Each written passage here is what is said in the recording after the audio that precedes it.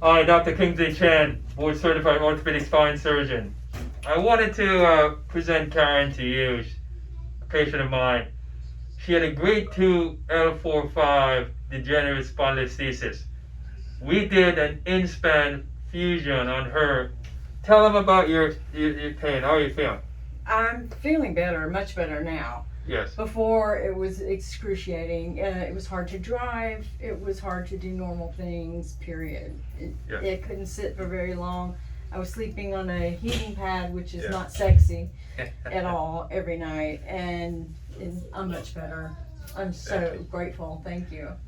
This was an impromptu. She came in to see me this morning. And so show me what you can do. How can you bend? Okay, I can bend. Yes. I can move. Grade 2 spondylolisthesis. There's our incision. You can see there. Looks very nice. You can see there, right there. Right? So there it is. With screwless fusion. And you can do this awake. You can do it in the surgery center. Your surgery was done in the surgery center. It was. Right? So she went home the same day. Yes. All right. So we'll train you on this. We want patients to see that you can have fusion without pedicle screws, without interbodies.